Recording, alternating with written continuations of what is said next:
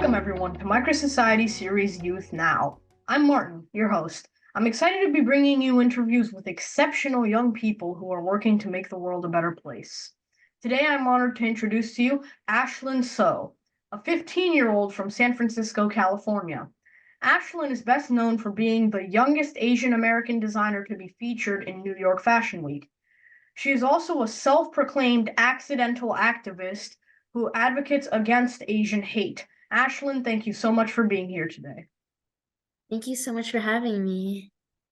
All right. First question.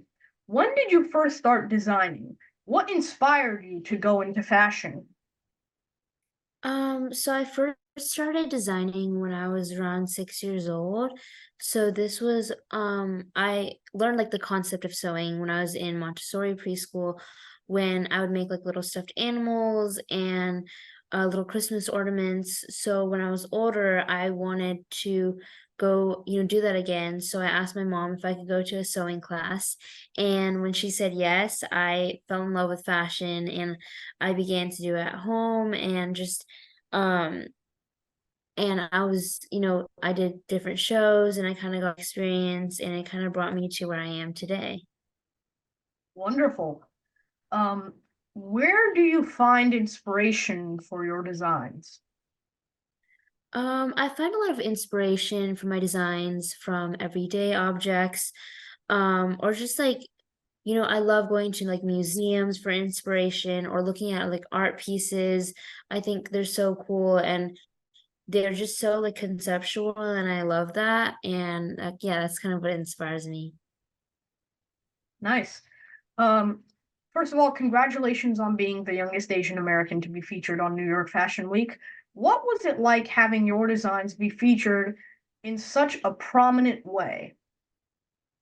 Um, oh, this was like my first time doing a solo show at New York Fashion Week, but previously, I'd done like the group shows and everything, but this was the first time I was able to do this, and it was such an amazing experience. Like being able to be there with everybody else, like it was, like I really got to learn from other people who are more in the industry than I am, and I really got to learn more about the process and everything like that. And I just, yeah, I love being surrounded by everyone there. They're so creative and so fashionable, and I love it.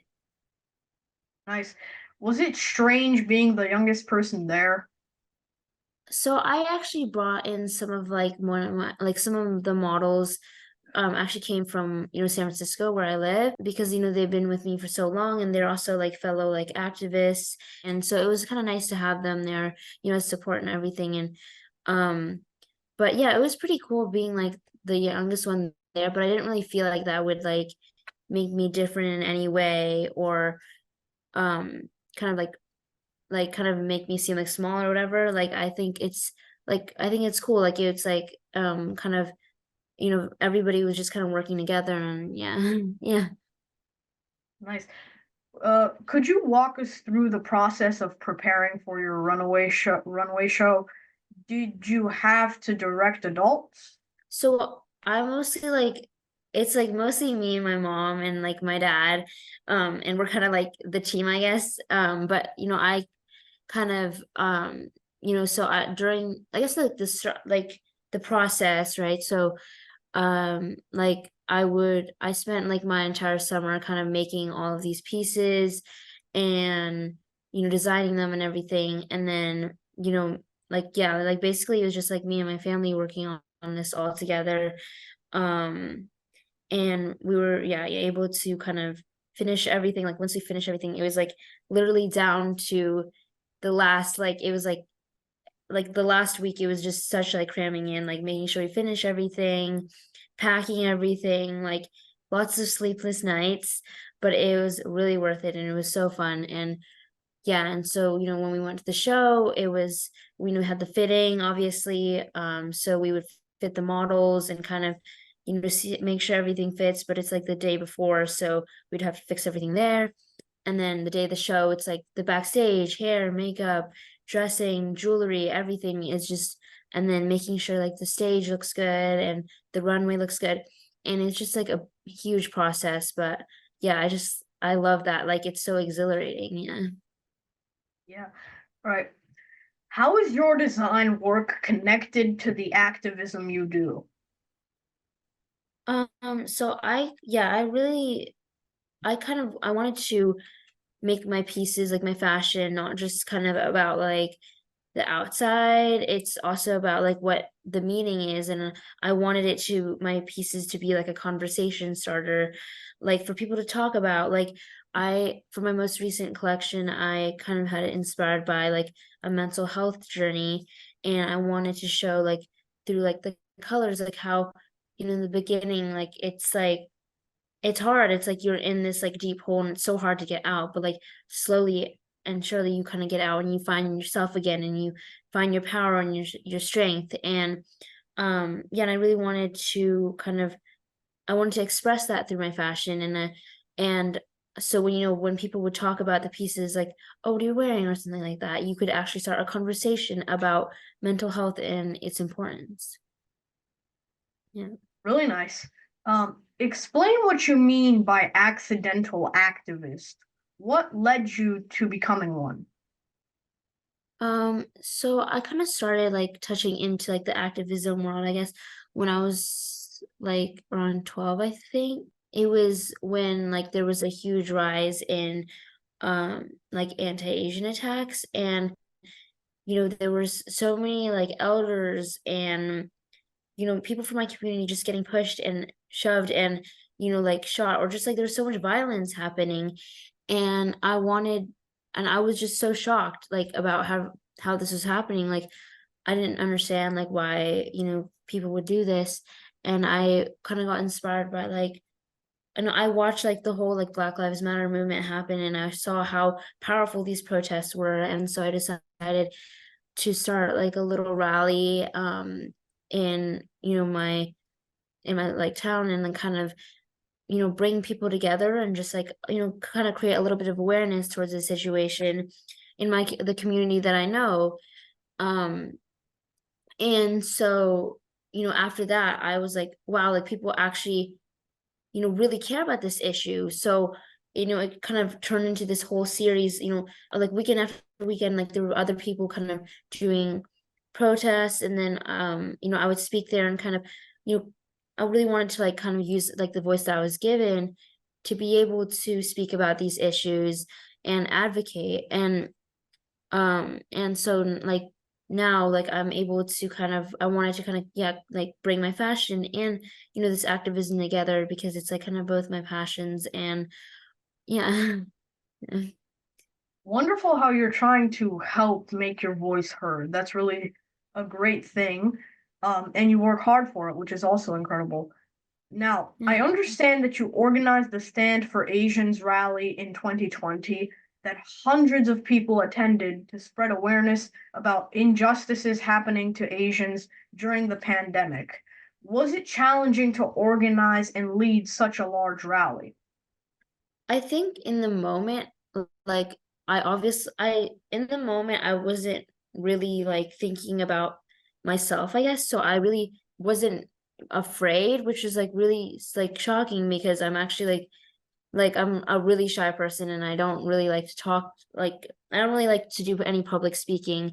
But when I kind of led that rally and like spoke up there, it was a really like changing moment for me, because I had never done any speeches or anything like that. And I kind of just got all this power. Like I just felt so like I was able to really speak and use my voice, and I was like, wow, like like my voice has power, and I wanted to help people with that power. Yeah. Nice. Do you have any advice for people who want to use their voice but are afraid to? Um, I think like, yeah, I think like I'm still in that same boat, I guess. I think if really find like your passion, like you were able to really speak about it and you were able to express it. And what I really realized is that like it only takes like one time for you to get out of your comfort zone, and one time for you to just like speak out, or talk. And it really like changes you. It really changes you. And you're like, oh my gosh, wait, I can do this. And that can help you kind of come out of that shell, I guess. Yeah. Now, as your platform grew because of your designs and activism, how did you feel? Did it motivate you to do more? Did you feel overwhelmed? Um, yeah, it's definitely like amazing. Like I'm so like grateful for like all these opportunities and like just being able to like have like a somewhat of a platform is really cool. But I think yeah, it's definitely really still overwhelming. It's like sometimes like like you need like time for yourself and like you need like time like a little bit of a break obviously because it's easy to get like burned out. But um yeah, but like overall I think it's like an amazing like cool thing and I want to keep like being able to grow it and being able to like help people and grow my fashion brand and everything. Yeah. Nice. Um, how do you continue to be an accidental activist today? I think that I'd focus a lot on, like being able to use fashion and kind of activism together. Um, because it's like I think fashion is something that I've always like known and have been able to do. And kind of combining the two um is like how I can am able to express like these like messages that I want to send. And recently, I did this little like emceeing thing with another youth, and we, were hosting for a gala to raise money to build a school in Nepal. So like that's like kind of like the most recent thing we did. But yeah. Wow, a school in Nepal, that's cool. You've achieved a lot. Um, what do you hope to achieve, not just in your community, but around the world? I hope to create like kind of like a unity, like a kind of like a year around the world. Like I don't like I obviously like I don't know how to do that yet, but like something that I really hope to do is like create a more united world because I feel like everything is and everyone is so separate and like oh like apart from each other like we're really looking at the differences and like oh like this person is so different from me or this person living in this country is so different from me, but in reality we're like literally just all people. And I think that I'm able to even just use the time that I have on this earth to create a little bit more of a united earth. That'd be like amazing and that'd be so cool. Yeah. Nice. What would a united world look like for you? I think a united world would look like to me like very compassionate and loving. And I think, you know, just showing humility towards others, like just like less wars and like almost like no wars if so. And helping others when they're in need, and just being there and supporting each other instead of kind of just supporting yourself. I feel like it's if we support each other, that's it's always going to come back to you. And I just think that if we all kind of just yeah came like kind of united together and just kind of showed a little bit of compassion, it would really change the whole dynamic. Do you have any advice for adults about things they can do to help children find their voice, become an advocate, and make a difference?